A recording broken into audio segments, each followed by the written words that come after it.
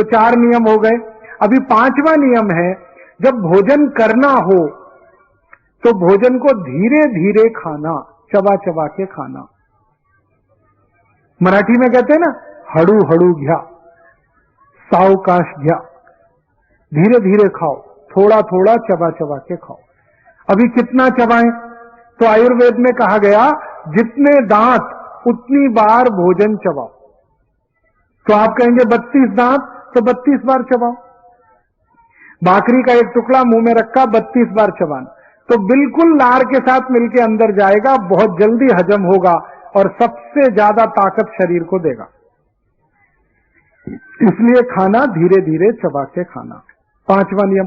6ठा नियम है, जब भी भोजन करना तो जमीन पे बैठ के करना, भूमि पे बैठ के करना, खड़े खड़े नहीं। आजकल कुछ पढ़े लिखे लोग खड़े खड़े खाना खाते हैं, बुफे सिस्टम। ये बुफे सिस्टम नहीं, बफेलो सिस्टम है। मछली खाती है खड़े खड़े, आदमी के लिए नहीं है ये। लेकिन ये पढ़े लिखे लोग हैं ही इडियट, करें क्या उसका। अमेरिका यूरोप की नकल करके खड़े खड़े खाना खाते हैं। खड़े खड़े खाना खाने में तकलीफ क्या है और जमीन पे बैठ के खाने में क्या फायदा है, वो जानिए। जब हम भूमि पे बैठे हैं ना, ऐसे करके सुख आसन में आलती पालती मार के ऐसे बैठ गए, तो हमारा जो नाभि है ना, वो गुरुत्वाकर्षण बल के सीधे संपर्क में है। गुरुत्वाकर्षण बल नाभि पे जब केंद्रित होता है तो नाभि चार्ज होती है, फिर उसके बगल में जठर है, वो भी चार्ज होता है, अग्नि बहुत तीव्र होती है। तो इस स्थिति में बैठ के जो खाना खाएं बहुत जल्दी हजम होता है। इसलिए जमीन पे बैठ के खाना खाना। फिर आप बोलेंगे डाइनिंग टेबल, डाइनिंग टेबल अच्छा नहीं है, कुर्सी पे बैठ के खाना कभी नहीं खाना। गड़बड़ क्या है, इसमें गुरुत्व केंद्र बदल जाता है और फिर वो खाना जल्दी हजम नहीं होगा। तो आप बोलेंगे डाइनिंग टेबल लाया तो अब क्या करना? डाइनिंग टेबल लाया है तो बेच दो, बेकार है वो, कुछ काम का नहीं है। अब बहुत लोग कहते हैं बेचने का दिल नहीं करता, तो मेरा एक सुझाव है, उसका पांव काट दो, एकदम नीचे आ जाएगा। तो जैसे पाटा होता है ना, लकड़ी का पाटा, वैसे डाइनिंग टेबल पे थाली रख के आप जमीन पे बैठ के खाना, उसका ये उपयोग हो सकता है। और मुझे तो ये बात कुछ समझ में नहीं आती, हमारा घर हम बनाते हैं, कितना महंगा जमीन है। बीड में 1 स्क्वायर फीट जमीन की कीमत कितनी है? 500 रुपए। अब 500 रुपए स्क्वायर फीट की जमीन है। डाइनिंग टेबल अगर 10 बाई 10 की है, 100 स्क्वायर फीट जमीन आपने घेर रखी है, 1 स्क्वायर फीट 500 रुपए की है, 100 स्क्वायर फीट 50,000 रुपए की जमीन आपने डाइनिंग टेबल के नीचे बेकार करके रखी हुई है, जो इस्तेमाल ही नहीं आ रही। और काम करने वाली बाई को भी त्रास होता है, झुक झुक के उसमें झाड़ू लगानी पड़ती है। क्यों लाए आप इसको? छोड़ दो, कुछ काम की नहीं। इसको निकालोगे घर से, खाली जगह हो जाएगी, स्पेस खुल जाएगा, वो किसी दूसरे काम में आएगा। मैं आपको एक छोटी माहिती देना चाहता हूं कि घर के अंदर जितना खुला स्पेस होता है, दिल और दिमाग उतना ही खुला होता है। और कि घर के अंदर जितनी चीजें घिचपिच होती है ना, स्पेस कम होता है, दिल दिमाग भी उतना ही छोटा होता है। ये जो आजकल फ्लैट सिस्टम चल गए ना, हम गांव से शहर में आ गए, तो गांव में तो बहुत बड़े घर में थे, अब शहर में आके छोटे फ्लैट में रहते हैं, तो हम दिल दिमाग से भी छोटे हो गए। शहर वाले दिल दिमाग में सबसे छोटे हैं, गांव वालों का दिल दिमाग बहुत बड़ा है, क्योंकि बड़े घर में रहते हैं, खुले घर में रहते हैं। तो घर को थोड़ा खुला रखिए, जबरदस्ती डाइनिंग टेबल, सोफा सेट वगैरह वगैरह मत लाइए। तो आप बोलेंगे बैठेंगे कैसे? जमीन पे बैठिए, हर समय जमीन पे बैठेंगे, गुड़गे का त्रास कभी नहीं होगा। हर समय जमीन पर बैठेंगे, पेट बाहर जास्ती कभी नहीं आएगा। जमीन पे बैठ के खाना, जमीन पे सोना, जमीन पे ही सब करना, और अंत में जमीन पे ही मरना।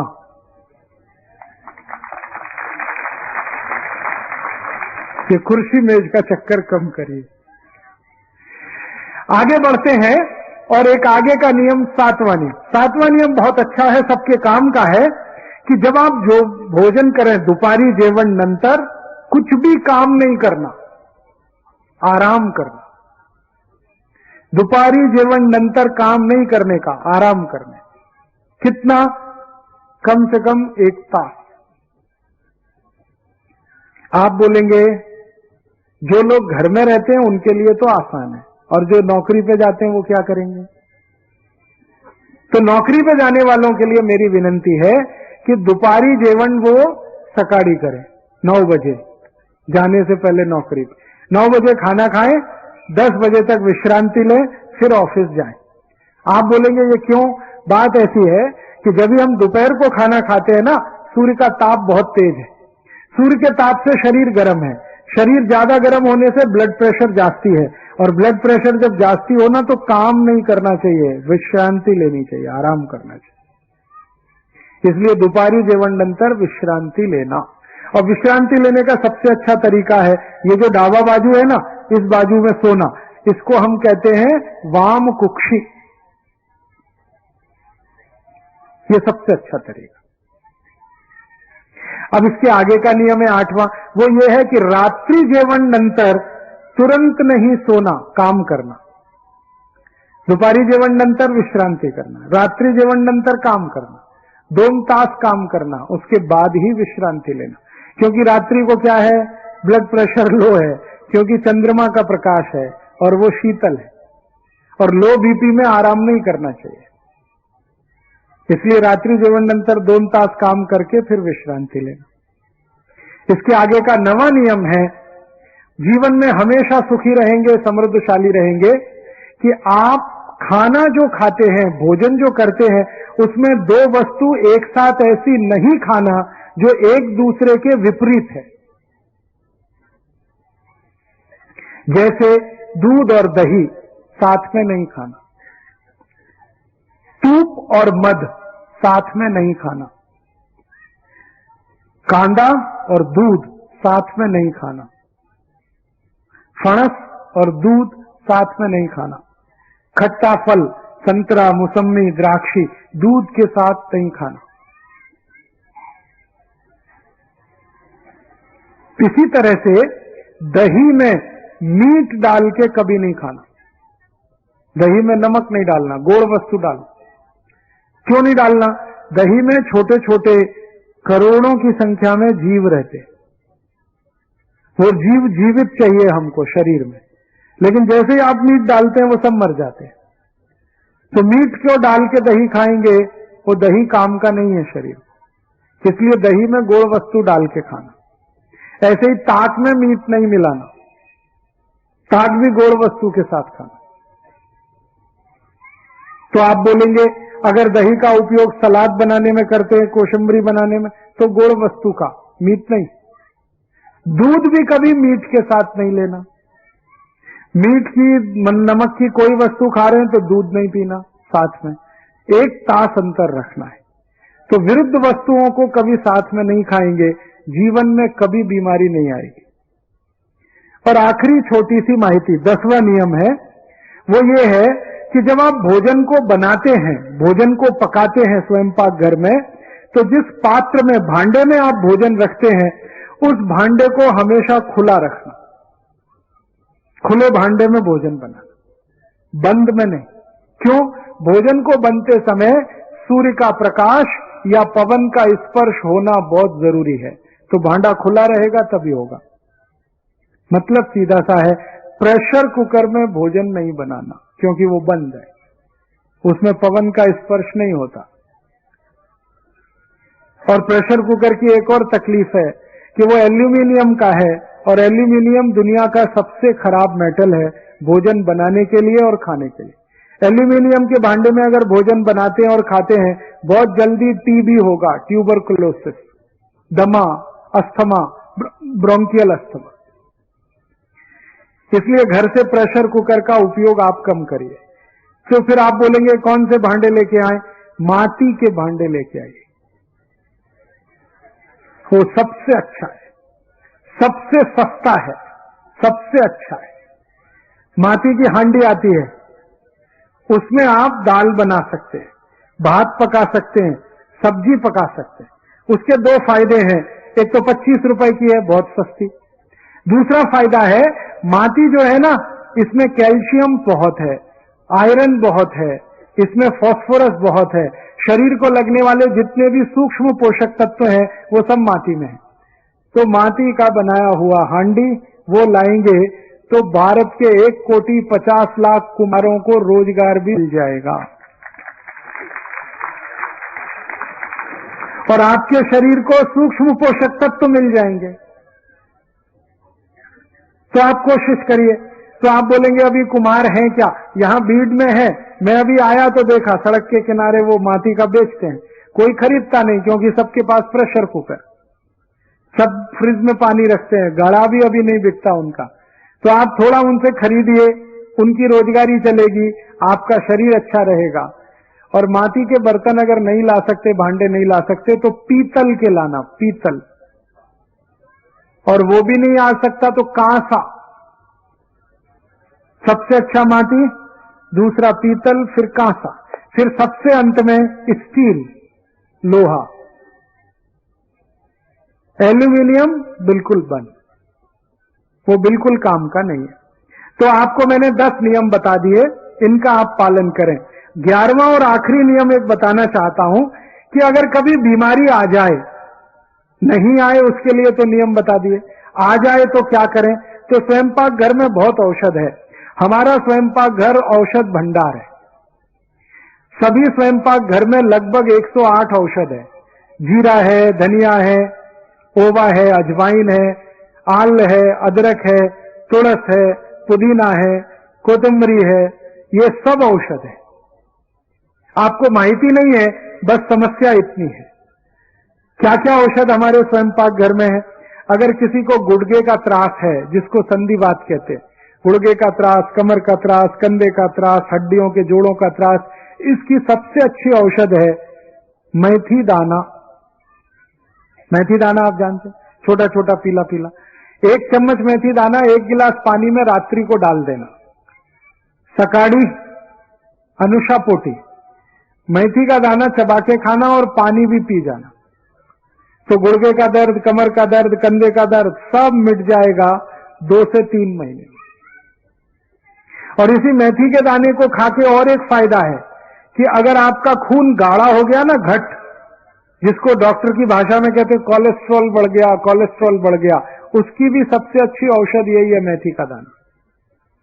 खाने का तरीका एक ही है, 1 छोटा चम्मच मेथी दाना 1 गिलास पानी में रात्रि को डाल दो, सुबह उठ के दाना चबा के खा लो, पानी पी लो। और इस मेथी दाने से क्या क्या रोग ठीक होते हैं। अगर हमारी आई को और ताई को यूट्रस के कोई भी रोग होते हैं, गर्भाशय के, जैसे मासिक पाड़ी का त्रास, मासिक पाड़ी समय से नहीं आती, कभी आती है तो बहुत देर में आती है, कभी तो बहुत रक्त जाता है, कभी बिल्कुल रक्त नहीं आता, कभी बहुत पोट दर्द है, कभी बिल्कुल नहीं है, ये सारे जो मासिक पाड़ी के त्रास है ना, इसकी औषध है मेथी का दाना। और जब आई की उम्र 45-50 वर्ष होती है, मासिक पाड़ी बंद होती है, उस समय के सारे त्रास का औषध है मेथी का दाना। कोई आई को बच्चा उत्पन्न हुआ, बच्चा पैदा हुआ, और उस आई को बच्चा पैदा होते ही दूध आना चाहिए, लेकिन दूध नहीं आ रहा है, बहुत कम आ रहा है, तो उसकी सबसे अच्छी औषध है मेथी का दाना। मैं इस मेथी के दाने का उपयोग करके 60 से 70 बीमारियों का इलाज कर लेता हूं और अपने घर में ये भरपूर है, सस्ती है, कीमत में, क्वालिटी में बहुत अच्छी है। ऐसे ही अपने घर में बहुत अच्छी एक औषध है स्वयंपाक घर में, ओवा। ओवा को तवे में गर्म करके बाटली में भर के रखना। कभी भी पोट में गैस बनती है, एसिडिटी होती है, हाइपर एसिडिटी होती है, थोड़ा ओवा लेना, काला नमक मिला के चबा के खाना, जेवन नंतर आधा चम्मच, 15-20 दिन में सब त्रास खत्म कर। और इसी ओवा को गर्म नहीं करना, गुड़ के साथ मिला के खाना। तो जिनको संडास अच्छे से नहीं होती, संडास के सारे त्रास उनको होते हैं, पोट अच्छे से साफ नहीं होता, कब्जियत रहती है, कोष्ठबद्धता, मलबद्धता, उसकी सबसे अच्छी औषध है ओवा और गुड़ मिला के खाना। ओवा और काला नमक मिला के खाएंगे तो एसिडिटी, हाइपर एसिडिटी ठीक होगा। ओवा और गुड़ मिला के खाएंगे तो मलबद्धता, कोष्ठबद्धता, कॉन्स्टिपेशन सब ठीक होगा। ओवा एक ऐसी औषध है जो 1 दिवस के बच्चे को भी दी जा सकती है, कोई साइड इफेक्ट नहीं। ऐसी अपने घर में एक बहुत अच्छी औषध है हळद। गले का त्रास है, खोखला है, खांसी है, हळद का दूध पी लो, हळद को पानी में उबाल के पी लो। हळद क्या क्या कर देती है? स्मरण शक्ति को बहुत तीव्र करती है हळद, रक्त को एकदम शुद्ध करती है हळद। हळद नियमित रूप से दूध में कोई भी पिएगा, रंग एकदम गोरा हो जाएगा, एकदम साफ। रंग अच्छा करना है ना, गोरा हळद से ही होता है और किसी से नहीं होता। और हळद चोट पे लगा दो, औषध का काम है, चोट ठीक हो जाती है। हळद कैंसर की सबसे अच्छी औषध है। कैंसर के मरीज को भी हळद का उपयोग किया जाता है। कैसे? हळद को गाय के मूत्र में उबालना, गाय का मूत्र लेना, गोमूत्र, उसमें हळद डाल के उबालना, फिर ठंडा करके पिलाना। आधा चम्मच हळद और 1 कप गोमूत्र डाल के उबाल के आप पिलाना शुरू करो।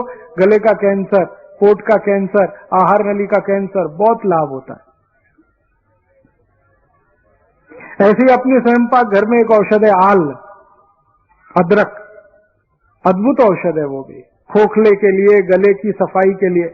और आल बहुत अच्छी औषध है शराब छुड़ाने के लिए, व्यसन मुक्त होने के लिए।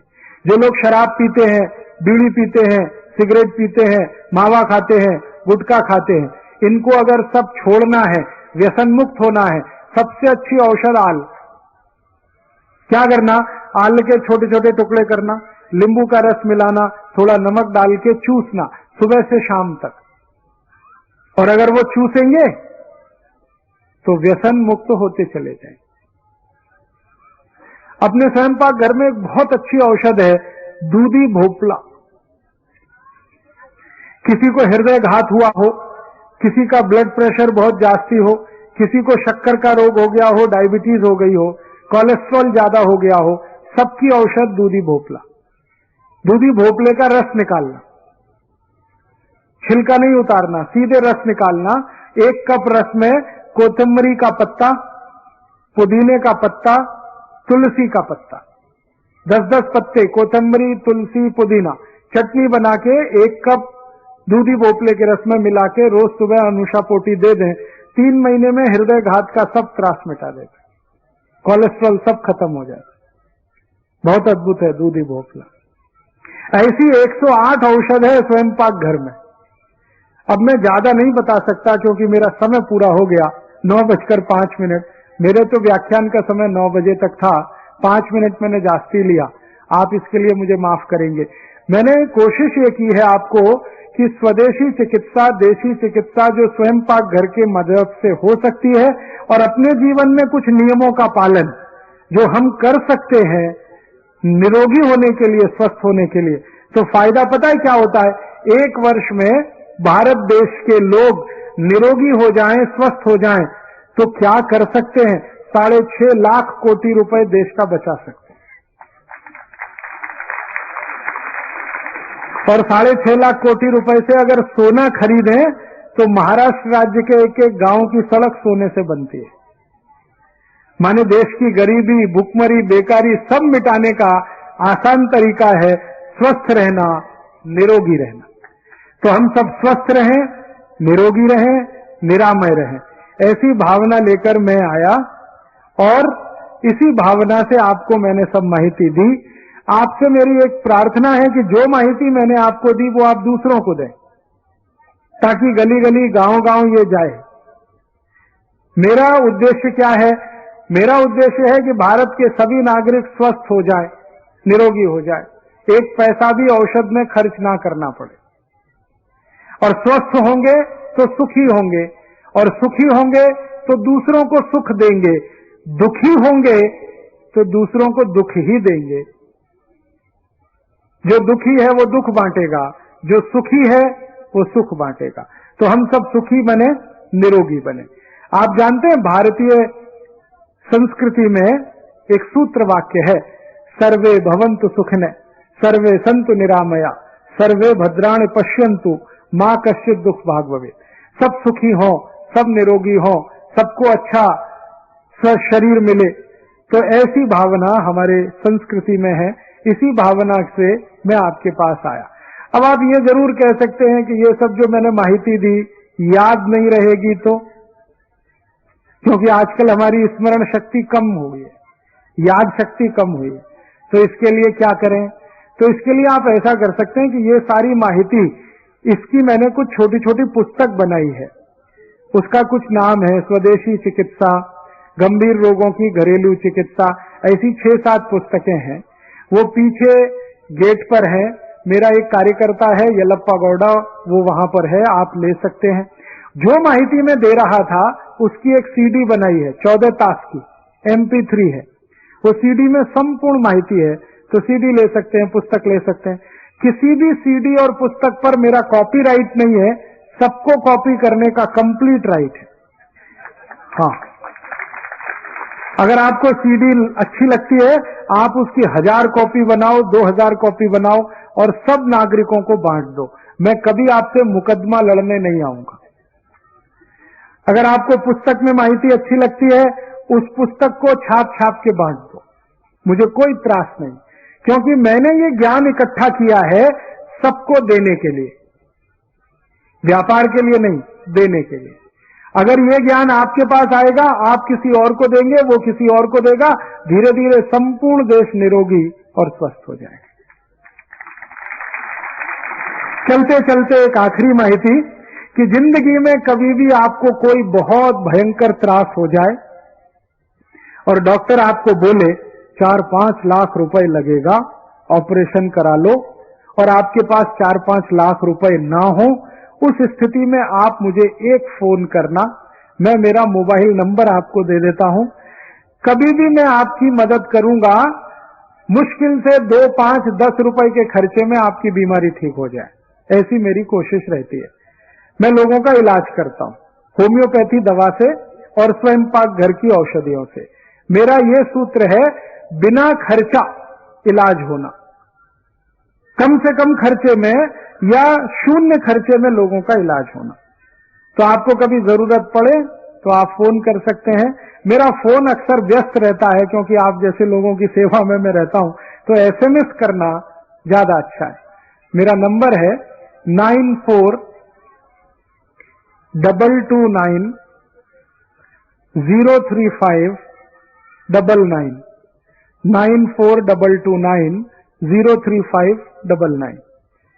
और जहां मैं रहता हूं वर्धा नगर में, वहां का मेरा घर का नंबर है 07152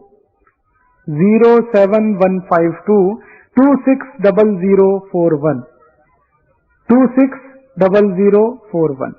तो लैंडलाइन पे आप बात कर सकते हैं, मोबाइल पे। अगर मोबाइल व्यस्त है तो SMS कर दीजिए, और आप चाहें तो खत लिखकर भी मुझसे माहिती ले सकते हैं। आपको कोई त्रास हो गया, औषध की माहिती नहीं है, आप एक 50 पैसे का पोस्ट कार्ड लिखिए। मेरा पता बहुत सरल है, राजीव दीक्षित, मुकाम पोस्ट सेवाग्राम, जिला वर्धा, राज्य महाराष्ट्र। राजीव दीक्षित, मुकाम पोस्ट सेवाग्राम, जिला वर्धा, राज्य महाराष्ट्र। पिन कोड है 442-102 442-102। मेरे पास एक प्रश्न आया है।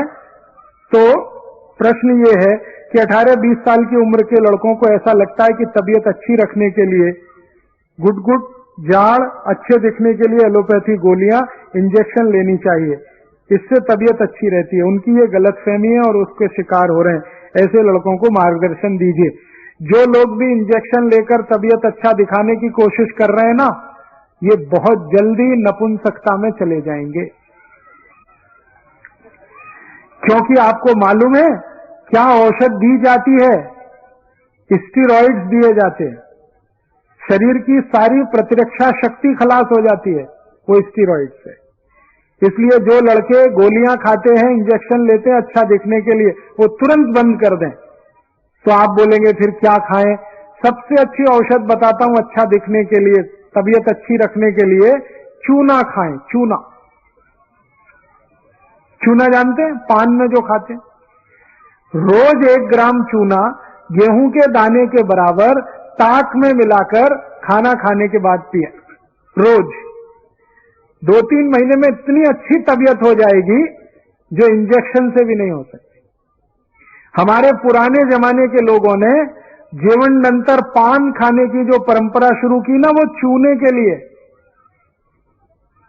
चूना खाना है तो पान पे लगा के खाते थे, और उनकी तबीयत और उनकी ताकत हमसे हमेशा ज्यादा रही है। तो बस इतना सा है, चूना खाइए तबीयत बहुत अच्छी रहेगी, और केला खाइए बहुत अच्छी तबीयत रहेगी, गुड़ और शेंगा खाइए बहुत अच्छी तबीयत रहेगी, फुटाना और गुड़ खाइए बहुत अच्छी तबीयत रहेगी। ये मत खाइए Boost, Horlicks, Protinex, Bournvita, Complan, Maltova, इसमें कुछ नहीं है। हमने जब ये सबका परीक्षण कराया ना बूस्ट हॉर्लिक्स का, तो पता चला कि वो मूंगफली की खली है, शेंगा की खली। मतलब समझते? शेंगदाना है ना, उसका तेल निकाल लिया, तेल निकालने के बाद जो बच गया वो बूस्ट है। अगर बाजार से ये खरीदो 20 रुपए किलो का मिलता, बूस्ट 200 रुपए किलो है। लूट मार मची हुई है, आपको उल्लू बना रहे। इसलिए ये बूस्ट हॉर्लिक्स वगैरह मत खाइए, मत खिलाइए। क्या खिलाएं? शेंगा और गुड़, फुटाने और गुड़, केला और दूध, केला और दही, दही में थोड़ा सा चूना, ताक में थोड़ा सा चूना, तबीयत एकदम दुरुस्त मस्त और अच्छी हो जाएगी। और इसी के साथ और अच्छी तबीयत करनी है ना, तो जीवनांतर 1 चम्मच तिल चबा के खाइए। तिल है ना, तिल, एक तो काला तिल है, काला तिल मिलेगा तो सबसे अच्छा। जीवनांतर 1 चम्मच काला तिल चबा चबा के खाइए, दिन में 1 ही बार खाइए, जिंदगी भर तबीयत मस्त रहेगी, आप कोई त्रास नहीं आने वाला। ठीक है, अभी मैं तो ऐसे बोलता जाऊंगा, ये चलता जाएगा क्योंकि ये खजाना बहुत बड़ा है। अभी आप सबसे मैं विदा लेना चाहता हूं, आपका धन्यवाद करना चाहता हूं, आपने बड़े शांति से सुना। और